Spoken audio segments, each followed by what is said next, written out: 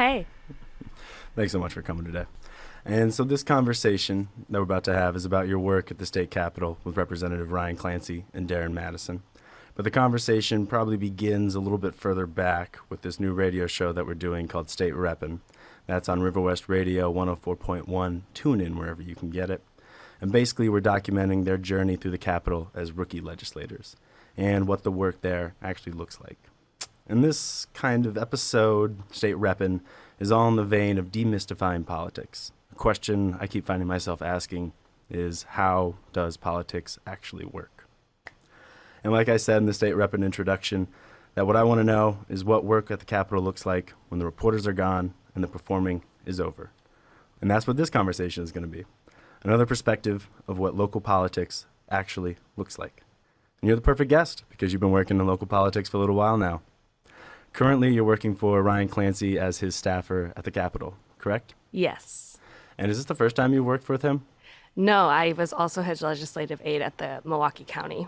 Legislative aide is the title. Mm-hmm. Yes. LA for short. LA.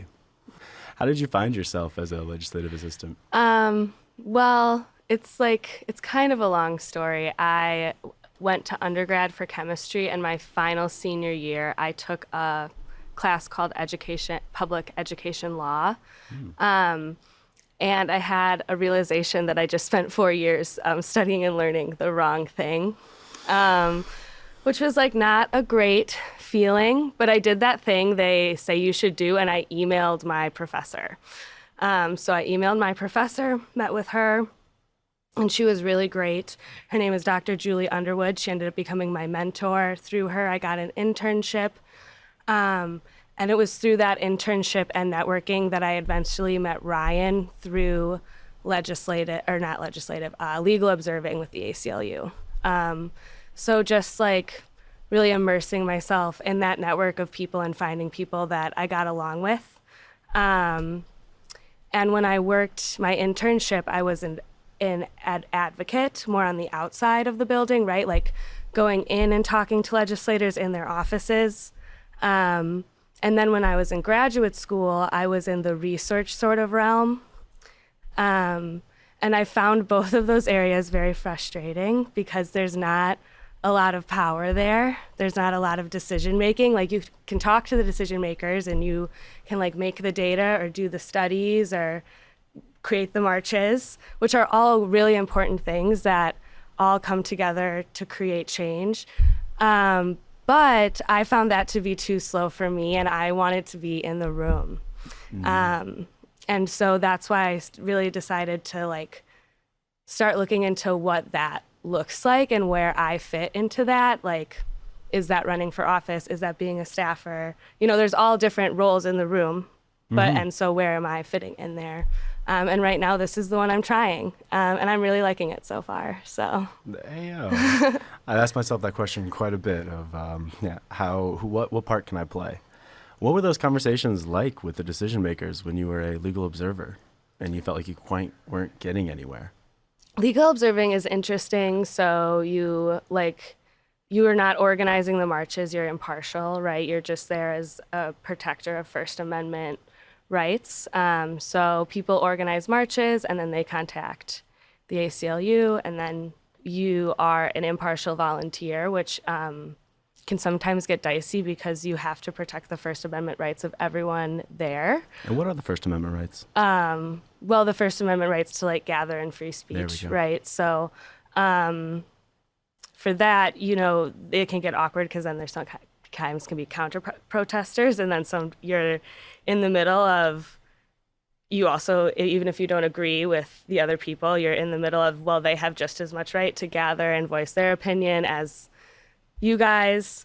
So that was interesting, and that was just how I met Ryan. And so it was one night we were legal observing down in Kenosha.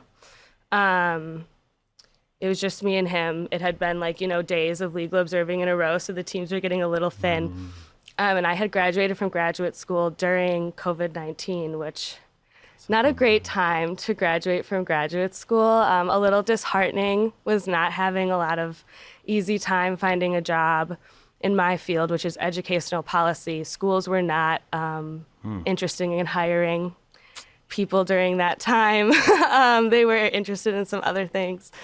So I was just talking to Ryan, and he mentioned that they had an opening at the county as a legislative aide. And I was like, well, I want health insurance. No, that's a big one. And so I started there, and kind of just, the rest is history, just kept going. Rest is history. Yeah. What those first couple of days on the job look like? Did you know what you were getting yourself into? I think I had a better idea because I had worked at the county, and at least I had an understanding of what a legislative aide in general does, right? As far as like constituent relations, answering email, answering the phone, I had an understanding of like Ryan and his voice, right? So knowing, what he thinks about things and what his reaction to things would be is definitely like a big plus in the job. Yeah, I'm pretty good at guessing now. I'm definitely not right all the time, but I'm pretty good at guessing. And so the first couple of days, the metaphor I heard that I thought was really apt was like, it's like drinking from a fire hose. Like there's just so much coming at you. And none of it is difficult necessarily. It's just a lot. And like making sure that you're keeping track of everything. Yes. So what is your actual job description? It's like wild. It depends on the day. I like to introduce myself based on whichever title I think sounds most fancy that day. So like communications director, policy director, but I really do do all of it. I write press releases, op-eds, do the administrative tasks, filing, answering the email, answering the phone, scheduling. Although David, we in our office share an office with Darren and David, Representative Madison and David. And so David and I have really started to collaborate and have really gotten increased our capacity that way by splitting some of those administrative tasks. So actually David does most of the scheduling, which is great. I love that. Can't thank David enough for doing the scheduling, most of the scheduling. So it just, it depends on the day and what's happening. And how busy it is. Some days are really quiet, if they're not there, if they're in district in Milwaukee, it's a lot of just like answering email, catching up. And then when they're in the Capitol, it's lots of like jam-packed meetings. Do you go to those meetings with them? Yeah, I try to go to most of the meetings. It really depends on what's going on and who the meeting's with. I will sit out on certain meetings if I'm just like too busy or too behind on other things, and depending on who the meeting is with, but that's always definitely my choice. There has never been a meeting where Ryan has been like, I need you to step out. He definitely treats me in like a very like collaborative sense, and the door is open for me to be in all meetings. If I'm ever removing myself from a meeting, it's because I don't want to be there for whatever reason, and there can be a variety of them, so. Most definitely. What do you gain by being in the room and listening to these conversations? A lot. So oftentimes just being in the Capitol, I sometimes am the only woman in the room. So I was in a meeting the other day with Ryan, Senator Larson, and one of Senator Larson's staff, and we were talking about something kind of important, and all of a sudden it struck me that I was like the only woman in the room. And not that, representation isn't everything, but it is important. It's a first step. It's a first step. And so just like, being a different voice or a different perspective than not necessarily what's there. Also just, I think, sitting and absorbing and listening can be really important. I don't speak up that often in meetings. I really am careful about when I speak up. I really leave most of the speaking to Ryan, which I think is like appropriate, right? But there are times that it is absolutely appropriate for me to speak up and talk about things. And so just finding that balance and making sure I'm paying attention and absorbing when, if Ryan is doing a lot of the speaking, that takes brain power, right? Like you can't pay as close of attention if you're focusing on what you need to say or your strategy in the meeting. So me being there and really being those ears to just absorb what else is happening. That resonates with me hard as we do this podcast, and I have to think of things to say. Yes. Exactly. So sometimes definitely I don't need to be in the room. There are times where like I'll get out of a meeting and it's like, I really wish I would have spent that time checking my email. It was definitely important for Ryan to hear that information. I think it's important for him to meet with as many people as he can as the elected to get as many perspectives, but that's not the core of my job all the time. So just, prioritizing those things and like understanding the different lanes that everyone's in to get all of the work done and stitching. Yeah, exactly. To tie it all together. Tying it all together. Exactly. I was doing a hand motion for the radio. It was not good. Stitching it all together. So it just... Yeah. I was really wondering about that, of how much your input gets listened to, or how much a staffer's legislative aide is part of a team, or is it definitely depends on the office. So in our office, we're a very collaborative office. Darren and Ryan definitely treat David and I very much as like collaborators, as equals. They want to hear what we have to say. They care about what we have to say. And I don't think that's unique to us necessarily. I think that they care about whatever, like, that when the constituents come in, I think they really care about what they have to say when, depending on the lobbyist or advocacy group, they really care about what they have to say. I'm not going to say that, like, everyone is different, right? Like, there are certain groups that we know that we're not going to get along with right away. For instance, like pro-life groups or different things. That doesn't mean we don't respect them. That doesn't mean we don't want them to come in and talk to us in our office. It just means that we're not going to probably find very much common ground, which is also okay. That's what politics and disagreement is sometimes. But no, they definitely absolutely listen to us and care about what we have to say and think. We all have different areas of expertise, and I think they hired us intentionally to cover that. So, David's expertise is really economic based. Darren's expertise and passion is really opportunity youth and like employment and housing in there. My passion is education and educational policy and public education. And Ryan's is, housing and the right to counsel. And so we all care about those things, obviously, but we each have a niche and an expertise. And so, when a co-sponsorship comes in and we're all looking at it, chances are between the four of us, one of us knows a little bit more about the bill than everyone else in the room. And so just deferring to other people's expertise is a big thing that we do. But that is definitely not true of all offices. And it definitely depends on your elected and your relationship with them. Ryan and I have a pretty close friendship that we had before I took this position.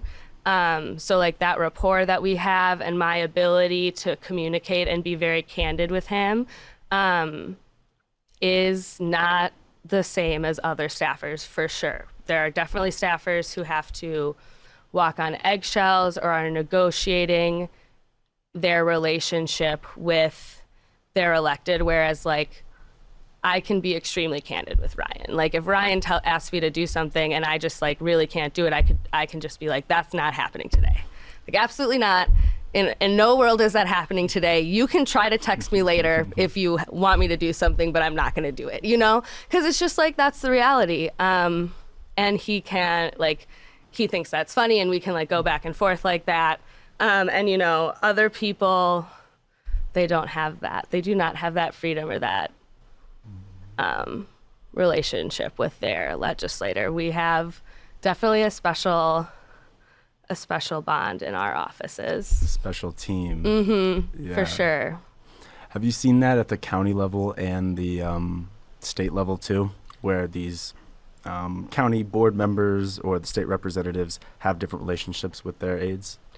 Sort of. At the county, it's different because when I was Ryan's legislative aide at the county, but I was also other people's aides. Oh, I forgot about that. Yeah, you were working for like 4 people. So yeah, I was working for like about 3 people at a time, and those people would shift around depending if somebody was, left and they got a new hire and different people's preferences. And I was with Ryan for a majority of the time. Actually, right before I left, I was switched out of Ryan's office, but it was okay because I ended up going to the state. But like that split loyalty kind of like makes it a lot harder to create those relationships because you can't like fully commit to one legislator because you are working for multiple people. So I remember one time there was a time where a different supervisor I was working for needed to be at 2 meetings at once. So he asked me to cover a meeting for him and he sent me a script. And in the script, it said, if Ryan says this, you say this. And I had to argue against Ryan in a meeting. And, like personally, I wanted to tell Ryan. Like personally, my first instinct was, oh my God, you'll never believe what just happened. I want to like text him a screenshot, right? But that's not appropriate. There is like a certain moral and ethical like guideline when you become, working for the government. I agreed to be nonpartisan when I took that position. I agreed to do things that I might not morally agree with if that was what the legislator asked me to do, because that was the job, which is also another reason I really enjoy just being Ryan's staffer now, because there is very few times that we do not overlap. So I didn't tell him. He won, thank God. And like afterwards, he was like, I'm kind of proud that you didn't tell me. Like that shows that you really took, your role with that other legislator seriously. And I would like to make it clear that this other legislator did send me the script beforehand and ask if I was okay with it. I did read it beforehand and knew that that's what I have to do. And I was just confident that Ryan would win anyway. So I was like, you know what, I'm just gonna show up, do my job, nothing more. And that's what democracy is, right? Like people disagreeing. And so I think it's always important to give voice to that other side, even if you don't like it, and that was a pretty minor thing, but if you take away one side or don't give it that option, then you don't have democracy or conversation anymore. So you might as well do it.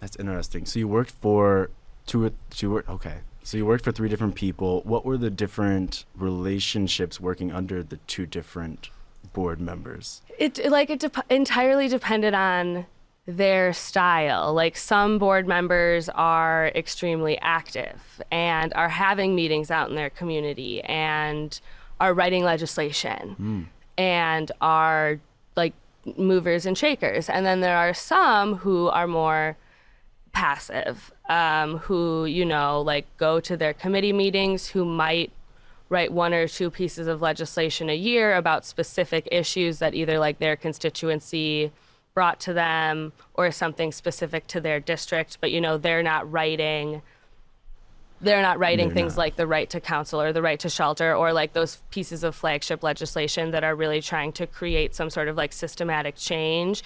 They're doing like the administrative work. They're doing the administrative work, and they're doing, they're advocating. They're not doing their job, but they're doing things, like when the budget comes around, like advocating for the one project in their park. And that's like kind of what they do all year. It's not, and I'm not trying to like shit on them, honestly. That's not how I would do it if I was in office. But I think that there are different like theories of political thought and like political action. And one of those theories is that like you are just like the voice of your constituency. And if their constituents aren't necessarily asking for things, then they aren't doing things. So it just like depends on the vibe. Yeah. And then some are more hands-on, some aren't. some have different means of like communication. That was definitely like the biggest struggle of the job, was just keeping everyone's preferred mode of communication straight. You know, some people liked check-in calls. Some people liked emails at the end of the day detailing what you worked on that day. Some people like Ryan barely checked in at all, except it was just more of like an ongoing conversation where he texts me when he needed something, I text him back, just like a much more informal ongoing conversation. So it just depends on, and that was definitely a very difficult part of the job, was keeping all those modes of communication straight while also doing all the work. Like doing all the work and then communicating the work in like the different modes was very difficult. How was communicating in press releases the first time for you? To me, that intimidates me quite a bit. Was it take a while to find your voice? I was a little lucky in that regard, because at the county, there is one communications director who handles all the press releases, which honestly must be a crazy job, because he's writing things all over the gambit in 18 different voices. And he's very good at his job. So at the county, I had a lot of luck with him sending me drafts and then editing his drafts more like into whoever's voice I was working for was, or adding little details, because he doesn't necessarily have time to do all the little minute research. And I think that was really good training for now being at the Capitol, where there's no centralized service for that. I'm writing the press releases. That being said, like I said, there's lots of collaboration. So David will always proofread my press releases. I often give Ryan a press release with a red pen, because he loves correcting things in red pen, because he used to be a teacher. It makes him very happy. And then, you know, other staff is extremely helpful. Other like Democratic caucus staff have been like very open, very friendly, very willing to like really help you through that, like they'll help you with the higher level questions, but then they'll also help you with that like how do I do this? Yeah, like how do I'm writing this press release and, you know, something in this sentence sounds wrong. I don't know what it is. Can you help me? Or like, what's the convention? Like, this is what I want to say. How do I say that in capital, right? Because I haven't been here for very long. And so like really leaning on other staff has been important. Obviously that comes with a set of dangers as well. You don't always know everyone's intentions, and I've had I've had good experiences so far, but you do work in politics, so like you always have to keep that in mind. So it's just a matter of like making sure you're cognizant of what you're talking about, and then just leaning on and asking for help. Yeah. So, and the other staff, like I said, overall has just been like so welcoming and supportive and helpful. How is that? I was curious if you guys were close. I would say we are.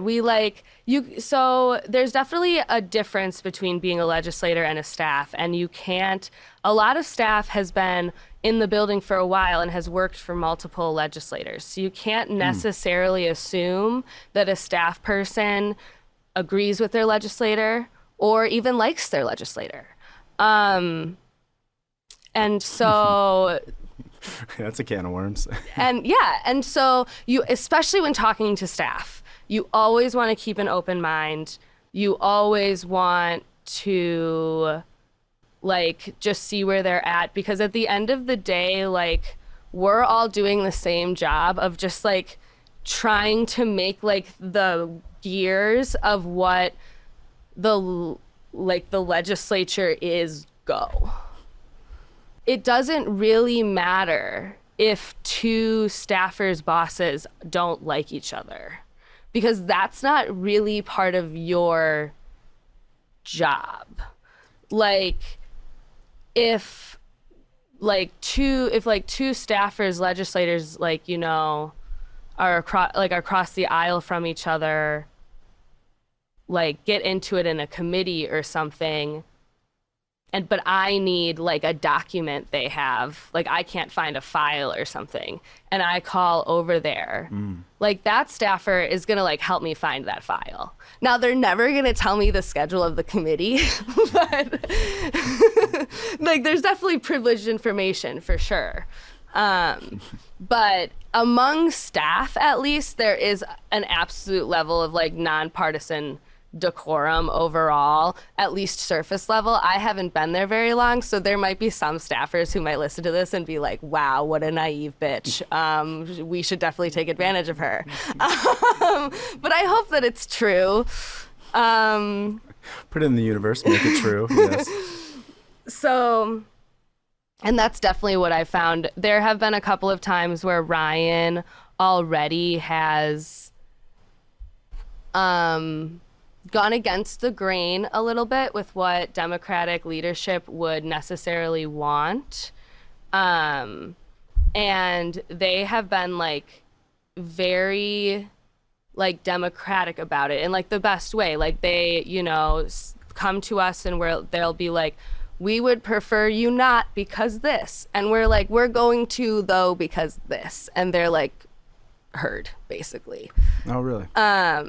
And, you know, and then we like move on from there. There's not like a lot of hard feelings. I can still like call up to the staff and be like, I need help with this, or who do I call about that? And they're still like very helpful. Like at least on the Democratic side, everyone wants to succeed. Everyone wants everyone else to succeed. We're in the minority. Interesting. So, well, and then it's interesting because we're not even like technically part of the Democratic caucus. I was gonna so say. like there's that whole can of worms.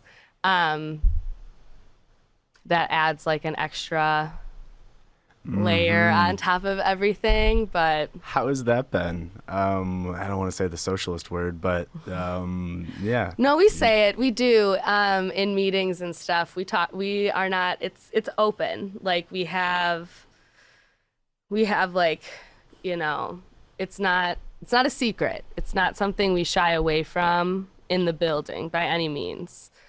What's the response to that? Most people blow past it and pretend we didn't say it, in all honesty. You know, like a lot of lobbyists or different people who will stop in will talk about being the socialist caucus, and they'll just kind of like nod politely and continue on their spiel. Some of the Republican leadership that we've met with also, I think, just kind of blows past it. They've all been like really friendly to our faces. So that's been interesting. The staff response is like pretty, like all the staff are like pretty into it. The first couple of weeks, different staffers would stop in and drop off newspaper clippings to us because they figured that, and they were right, that neither David and I would have any time to like go through the newspapers and do any clippings. And so like that was a really cool response to get. Nice. That there was just sort of this like organic like staff response of like, well, we think this is cool, and so like we're gonna clip these things and like bring them to you. And then that was a great way to like meet people, because then they would like stop by and drop off the clipping and we could like chat. So the response overall, I would say, has been positive. But I also think that there's like a large misunderstanding of what the word like socialist even means in like the larger cultural context. And so something we've talked about in our office is having the chance to define what socialist means in that building and really making an impression and creating a culture around specifically what like sewer socialism is, and that historical grounding of infrastructure, and really making sure that our policies are centered around actual working class folks and not getting bogged down in those ideological battles. Because in that building specifically, they're not worth it. They're not getting anywhere. You're not going to win. And so we don't go into, you know, a meeting with Republicans talking about like working class folks versus like the bourgeoisie, or talking about like the corporate interests that they have. Like we go into those meetings or those conversations looking for the common ground because because especially with socialism, because there's so much misunderstanding, there is actually tons of common ground. There is a ton of it. And so like finding that ground with the right to the right to counsel is a great example of that. Like everyone has evictions in their district. No legislator has a district that doesn't have evictions in it. Mm-hmm. And no legislator doesn't have a district that doesn't have landlords in it. And you can spin that policy to be good for both because it is actually good for both. And so you just think about your audience and who you're talking to, and you find that common ground, and you don't necessarily have to talk about being a socialist or a Republican or a Democrat. You can talk about why the right to counsel is good for people. And like we as socialists talk about why it's good for tenants. Mm-hmm. And when regular we people met with the chair of housing, a Republican, Representative Brooks, he talked about why, we were talking about eviction expungement. He was talking about why eviction expungement is good for landlords. And, it doesn't really matter why he thinks it's good. And it doesn't really matter to him why we think it's good. But it's cool that we agree. And it would be cool if we could do something about it. So I think just we don't shy away from it, but it's also not a sword that we're swinging in people's faces either. It's just a true fact about us. And then we also would like to talk about good policy and what we think that looks like for folks in our districts and also all over Wisconsin. So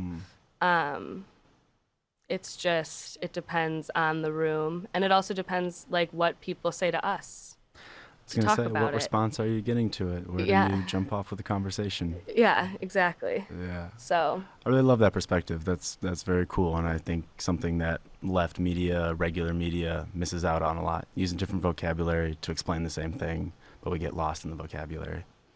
Yeah, and especially in the ideological vocabulary.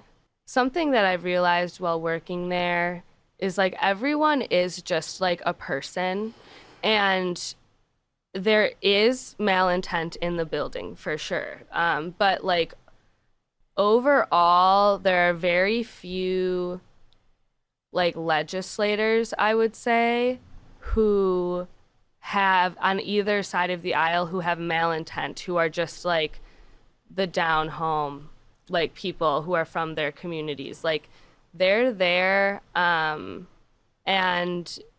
I had a really interesting conversation with a Republican about driver's license for all and how he was actually really supportive of that, and how that would be really good for his community. And he was really connected to his community. And then he did go on to tell me a story that was racist for sure. But it there was no malintent. I think that's the important part. What he needs is a more diverse circle, and he needs to hear more things. He's not a bad person, I don't think. I could always be wrong. I might eat those words. Sure, you can never know, but based on my read, I agree. And so just remembering that everyone in that building, to some extent, hopefully is just a person working in semi-good faith, hopefully. And it's just we all have different life experiences that molded us into who we are. And I was lucky enough to grow up in Milwaukee and go to a diverse high school. And so a lot of the biases that other people have, that I still have too, absolutely. I just have to work against, I think, a little less because I started earlier. And so remembering that about people and trying not to hold it against them, and that being a little bit easier for me because I am a white person, right? And so having that patience because that bias isn't necessarily directly affecting me and my life right at this moment a lot of the time. And so Like, not everyone can have that patience for sure, or even should have that patience. Sure. But I can and should. And so just like, again, really focusing on that common ground, really focusing on what are the common sense solutions that like working folks in all districts need, because those exist. And just like focusing on getting those done and not focusing on the other random stuff that people get mad about. That's a very mature perspective. When did you come to that? I remember arguing with my friends about is God real or not, and having all these terrible conversations and trying to convince people. And it took a while to realize you're not going to convince someone by shouting at them or talking down to them or talking over them. Yeah, that's a hard question. I've always been like a very self-reflective person. I grew up Catholic. And something that my religion teacher did a lot was she had us like write reflections. And I'm not very religious anymore, but I do think there are like tools that can be helpful from religion. And one of them that I definitely got was just like being really self-reflective, and just trying to like empathize where other people come from, because I really want to focus on the outcome of like I really want the outcome to be better policy and like systematic change. And like my feelings actually don't matter at all. Like in the path to that outcome, my feelings matter less than zero. And so just trying to keep my feelings in check, and then also understanding that like where other people's feelings are coming from, because they're valid. Like what I was saying before about malintent, like very few people have malintent, but people can be like afraid and do really awful things Because they're scared. Or people like can be really reactionary because like something awful, like a tragedy just happened. We're seeing that with like the Waukesha parade, and now this like cash bail amendment that's going through, and that is a scared reaction that's creating poor policy. Like that to me will have like terrible outcomes for race and terrible outcomes for children and like all these things, but that is not the intent of the legislation. And it's not coming from like a racist or like an anti-woman or like whatever place. It's coming from a place of like fear. And so, just like really trying to be like understanding and empathetic of people, when it's like really, really difficult. I like it. I'm glad you're doing that at the Capitol. It's very human. And I'm definitely not doing it every day all the time. Like nobody can. It comes and goes in flow. It comes and goes. I remember there was one day at about 3 p.m. I looked at David and I was like, I think I'm going to spend the rest of the day at home. And he was like, why? And I was like, just, if somebody else talks to me today, I don't know if I'm going to continue to be that nice to them. And he was like, that makes sense. You should go home, just like understanding those boundaries and like your limits. And trying to do it. Like, obviously you can't do it all the time. No. And some people don't have good intentions also. So like, just like paying attention and like giving people the benefit of the doubt. And then if they don't have good intentions, then like moving on with that knowledge, right? Fool me once, shame on you. Yeah, exactly. Fool me twice. Shame on me, for sure. So stepping back a little bit to your work in the Capitol again, I was there. We went 2 weekends ago to see the Illinois-Wisconsin basketball game. Go Illini, we beat Wisconsin. Sorry, everybody. Boo. Ice skating, and then I checked out Darren and Ryan's offices in the Capitol. Maybe a little naive of me, but that building is beautiful. Yeah. Like grandeur to the max, marble everywhere, these 4 staircases leading everywhere, like Hogwarts mixed with British Capitol type thing. It felt like a church, or you got this like feeling of grandeur. Do you feel that still when you're No, there? absolutely. I feel it all the time. I make a point whenever I'm walking through to walk under the dome instead of around the edge, just to like always appreciate the grandeur. I appreciate the Hogwarts comment. I was in there in a snowstorm this past week, and I remember just like watching the snowstorm from the Capitol and it feeling very like Hogwarts-esque. It's a gorgeous building. There's so much grandeur there. It's also like an extremely frustrating building to work in, like logistically. Everything looks the same and it's a circle. Okay, good. I got lost 3 times It's so trying to find easy the to get place. lost. And every 2 years you move offices most of the time. So like by the time you finally get your set, you're like, it's like shifts around you. And then something like interesting about the building, and this only affects me, is it was built before women were allowed to work there. And so there are 2 men's restrooms closer to my office than a women's restroom. So I have to like walk across a wing and up a set of stairs to get to the restroom. And that's funny. I couldn't find the men's bathroom when I was there. The bathrooms are also difficult to find. And then it's just an old building, so there's other like kind of little idiosyncrasies. Like there's no kitchen area, like at all. Like there's no communal like kitchen area or sink. So like we have dishes in the office to eat food or whatever, and we don't want to use paper and plastic all the time. And so we'll be washing the dishes, you know, just in like the public bathroom, like automatic sink. Like it goes for 10 seconds and you gotta wait and it goes.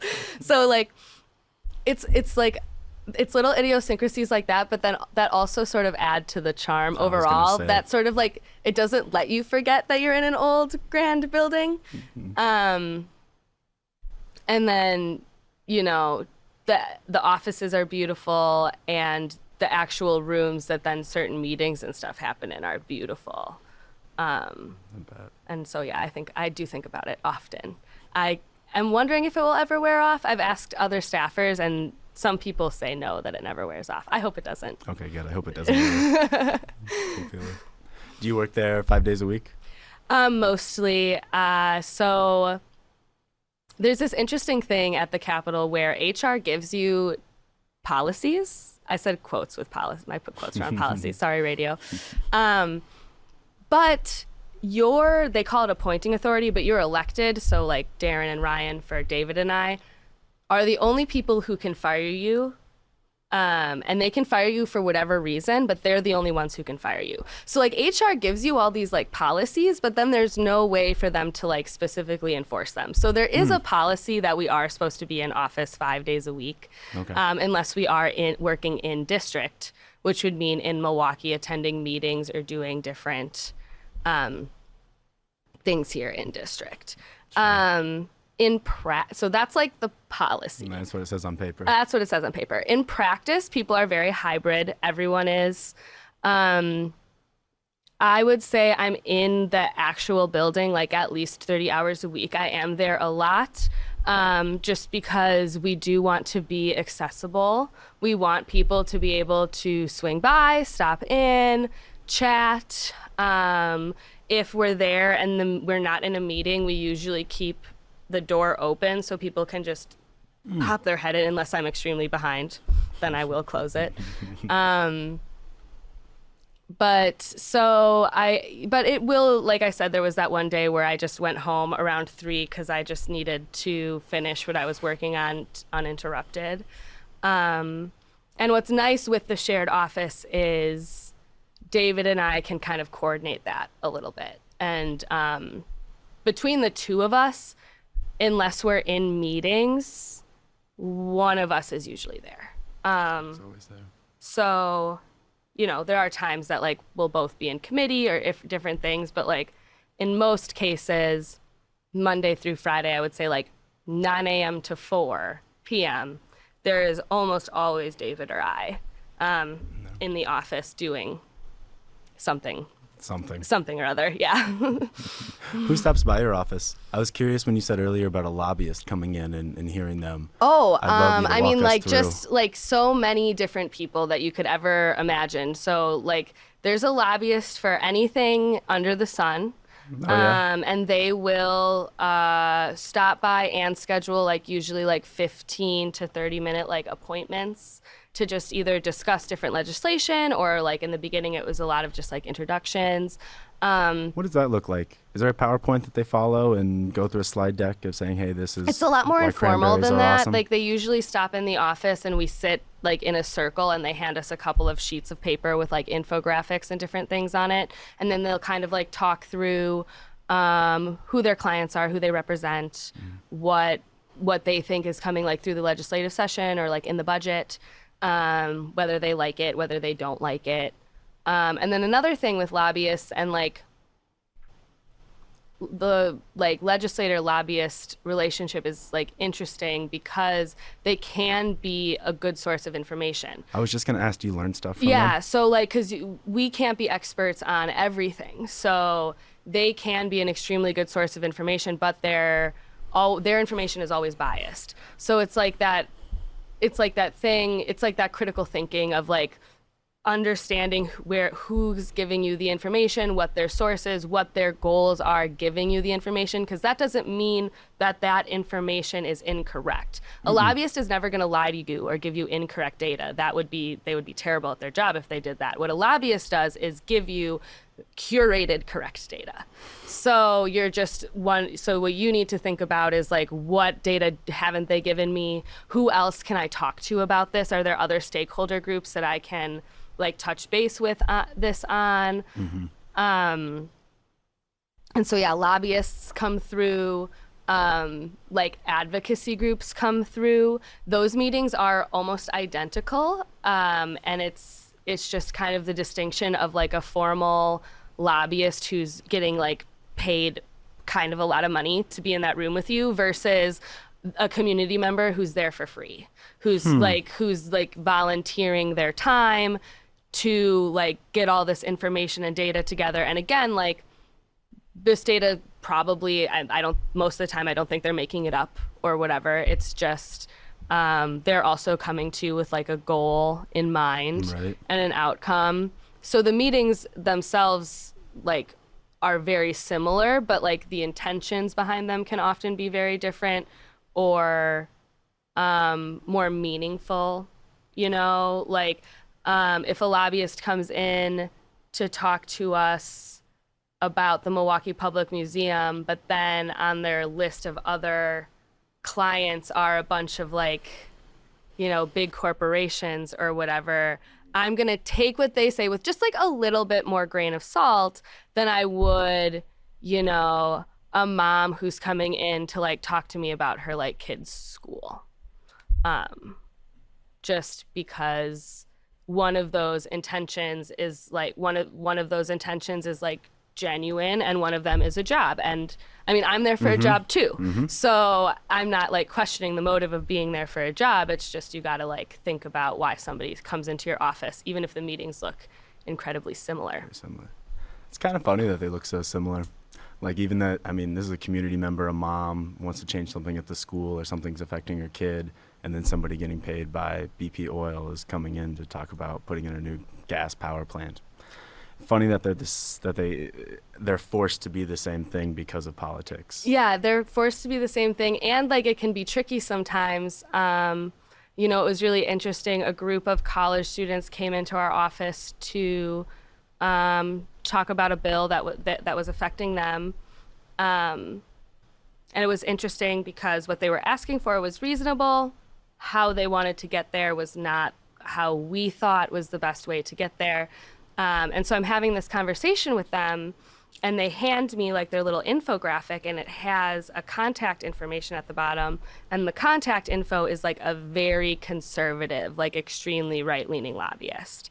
And all of a sudden I'm like, oh, you guys don't really actually, I think, fully know what you're asking for, or like the full like machinations. I think that like you guys were some college students who have a very genuinely reasonable ask. And somebody nefarious basically like noticed that you had this reasonable ask and found a way to like use your reasonable ask to like weaken democracy, basically. and then like had you guys come ask us for it, because what your initial intentions and what you're asking for is actually like wildly reasonable. And now I'm in like this weird position where, do I like sit you down for like 30 minutes and explain to you like the long history of like how you actually are a pawn in this game now? Or do I just like politely take the piece of paper and say thank you?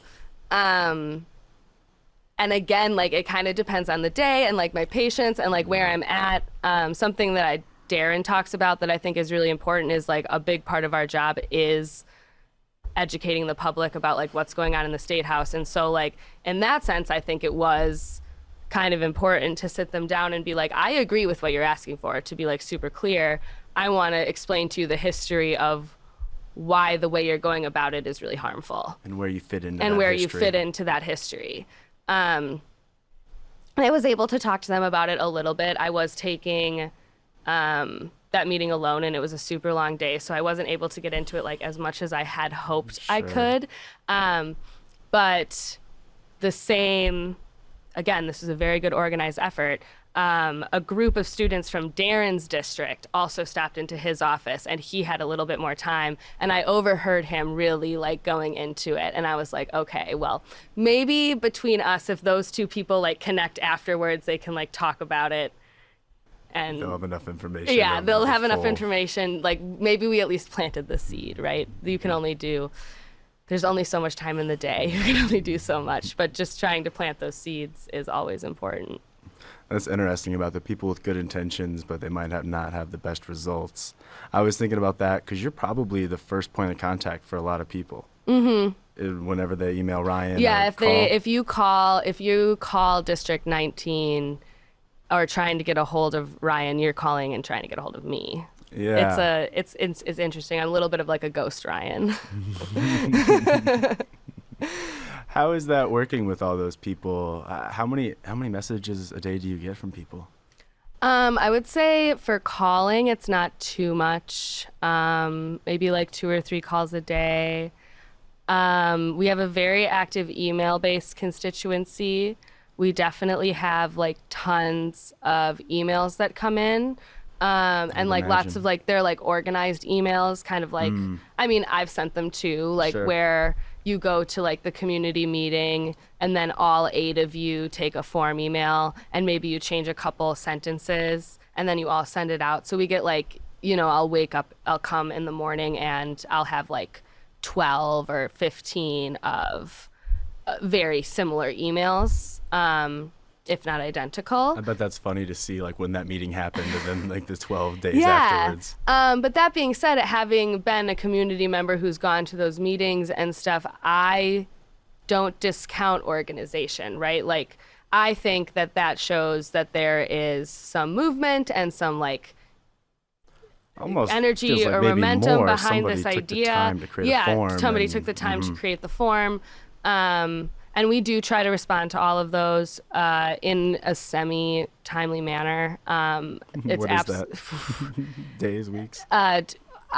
My goal is within a week. I'm not always meeting it. I do feel like that's like entirely unacceptable. In like a perfect world, it would be 24 hours. That is just not like a realistic possibility, however, right now.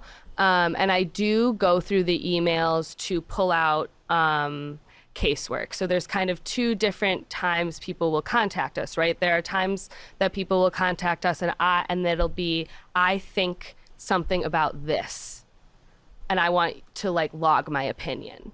Very important, we log all of those. We track all of that. We use that to back up things Ryan says or help us make decisions. So absolutely do that. But those are not like high on my priority list to respond to necessarily, because there's not like a specific like ask or need in that email. Then there's casework where people are calling to ask for help with something, where they have a specific like need to be connected to a resource or need like leverage. Like, you know, sometimes a phone call from me in a government office just like gets something going that, you know, their phone call doesn't.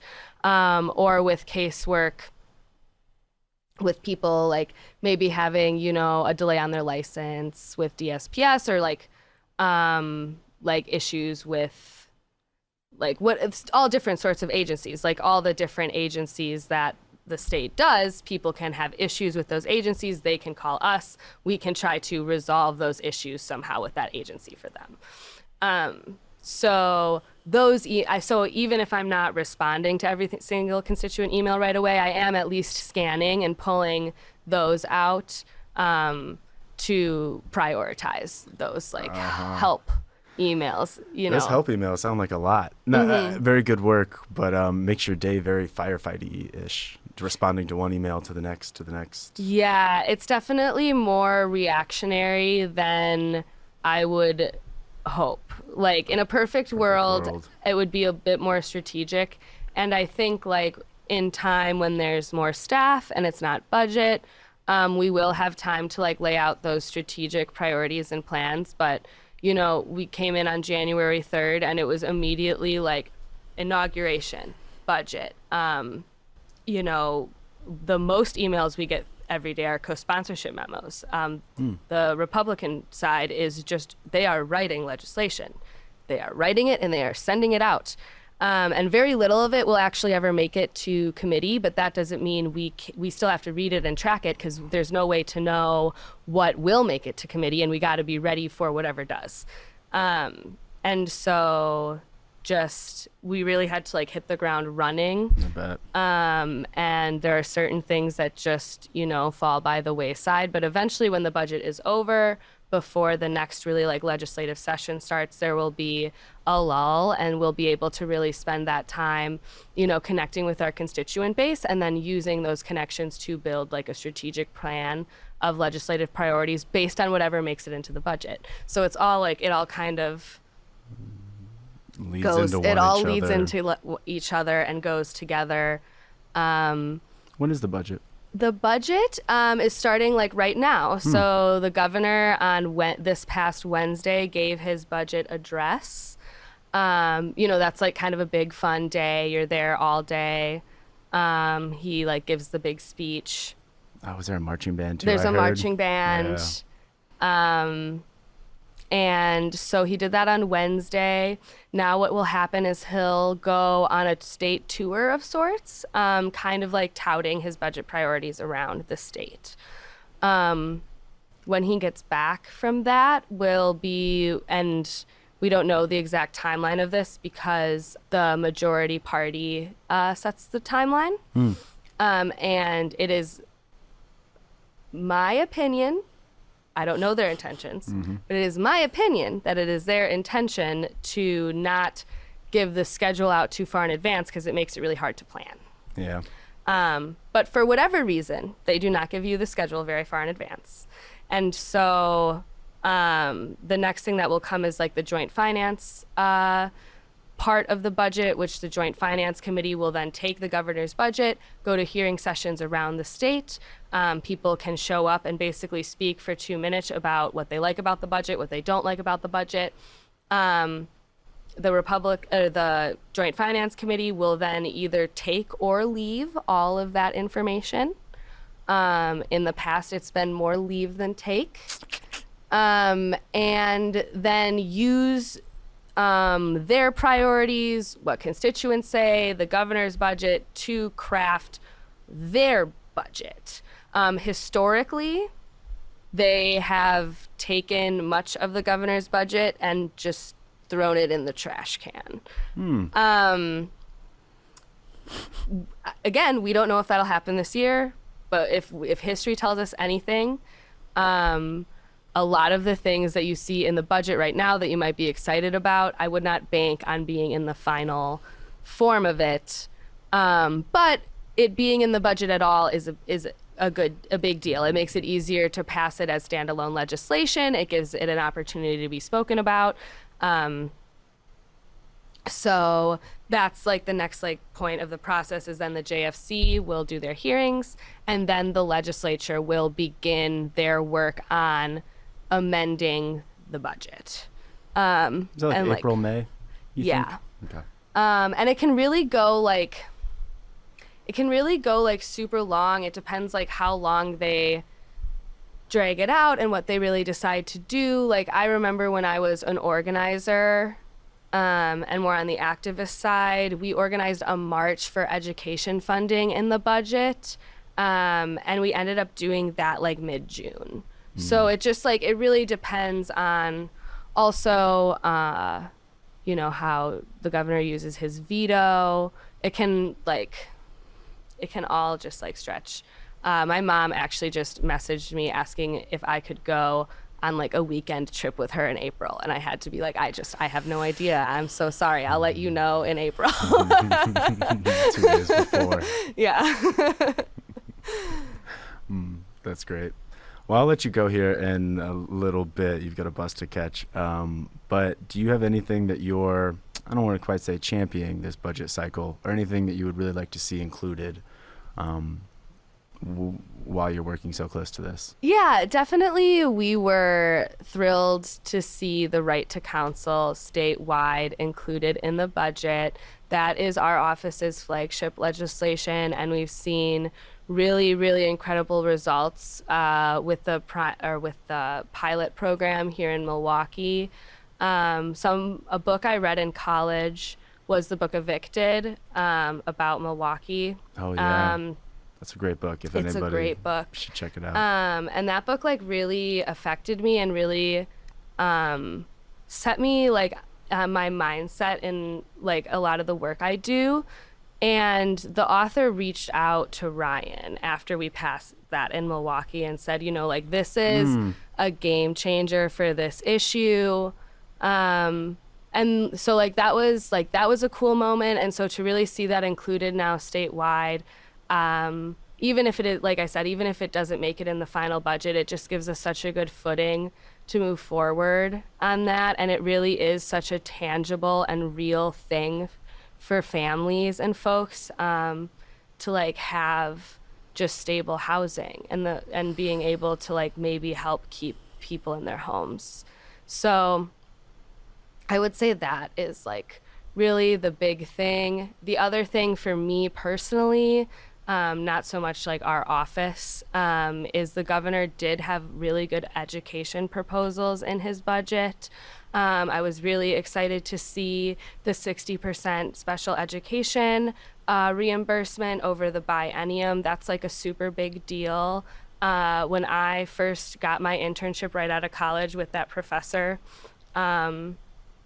we were talking about we were lobbying the governor's office for, and it was Scott Walker at the time, we're lobbying for 60% special education reimbursement, and like we talked about it like it was a pipe dream. Like in that, like 5 or 6 years ago, that felt like it would never be in the budget. So the fact, like really seeing, I'm not so much connected with that effort anymore, but I was for so long, and to see that really start to come to fruition, you know, like those dogged activists, like it works. It does. Like it takes a long time and you are going to lose a lot. But if you keep at it, you will get those wins. And so it's just very cool to see. And I'm excited to see where the budget goes. I'm trying not to get my hopes up, but they are a little bit. So Not into the trash can, I'm hoping. Do you have any advice for young people who are trying to figure out their spot in politics, figure out how to make positive change, make the world around them a better place? My biggest advice is just, I know it's so hard and it's so scary, but like you just have to talk to people. Yes. Like I got where I am because I talked with my professor, and I got where I am because when I was legal observing, I talked to Ryan. You know, I started legal observing through someone I met in my internship. Emilio Torres. He's great. He's an activist in Milwaukee. I would never have gotten where I am if I hadn't have just talked to him. Like you just have to talk to people, and you have to figure out who you click with and who you have common ground with. And just like creating those relationships and friendships specifically, like not in a transactional way, like talk to people, create friendships, because you don't know where someone's going to go or who they're going to be. And like maybe they'll hire you or you'll hire them or like any combination of things. But, you know, when I first met Ryan legal observing like 3 years ago or whatever, I never thought I'd be like working for him now. So it's just like really talking to people, figuring out like what you're passionate about, and like learning about that activism in your community, because like those activists might be elected officials one day. And like I think that's like how you can find a genuine place in politics, because so much of it isn't genuine. So if you start in that activist side and talk to people, then you can find those genuine people who are working towards the same things you are. Would you give how do I ask this? Would you give, if someone's trying to do good, get involved in politics, but then they kind of feel that the job or the role that they find themselves in is not doing good, or doesn't feel right and doesn't feel like they're able to do the best that they can do to create this good change, would you give the advice to switch tracks, to find another space? You said you weren't quite sure. I think there's always that line, right? Like I talked about when I worked at the county, how there were some things and like work that I did that I wasn't like proud of. Like it wasn't bad work. Like I'm not like, it wasn't like ethically or like morally ambiguous or something like that. It just like wasn't the work I wanted to be working on or the way I personally would do something. Fulfilling or impactful. Fulfilling, sure. exactly. But it was like a very good networking opportunity for me, and I learned a lot working at the county level and how like local government works. And so there's this saying that I don't really like because I'm a socialist, but it's like if you're not like getting paid at the job with money or knowledge, then it's not like worth your time. And so like when I got switched out of Ryan's office at the county, that was a little bit of a turning point for me, because I had learned a lot. I wasn't making very much money, and now the a large part of the job where I was getting meaning I like no longer had. And so just like kind of understanding that line for yourself and looking at things holistically, and finding that balance of what outcome am I trying to find or go for, and like what is this what am I getting out of this experience, and like do those things align in some way. And if they really don't align, I would leave. And then if you're like actually like really unhappy, I would leave. You're not going to make meaningful change or meaningful connections, in my opinion, in this work if you are like just deeply unhappy every day. Because I think a lot of how I make my meaningful connections is I'm like pretty like bubbly and open person, and I do want to like make a connection and like make conversations with people. And so if you're kind of just like unhappy all the time, that's not going to be easy for you. No. I'm even likening it to public speaking, where like public speaking is terrible if you don't know what you're talking about and you're told the topic to go talk about for 20 minutes. It's terrible. It's terrifying. But if you know it and you believe it, it's not as terrible to talk about it for 20 minutes. Yeah. Well, thanks so much for coming, Amelia. And thank you. This has been a great education for us. Thanks. I had a great time. We'll have you back in 6 months once you're hopefully not drinking from the fire hose anymore. And yeah. And next time, if I could bring David too, he would probably have a lot of like interesting stuff to say, and give a different perspective. Because like I said, we split a lot of our responsibilities. So he sees a different side of it that I don't always see. But we'll get David in the studio. See you, Amelia. See ya.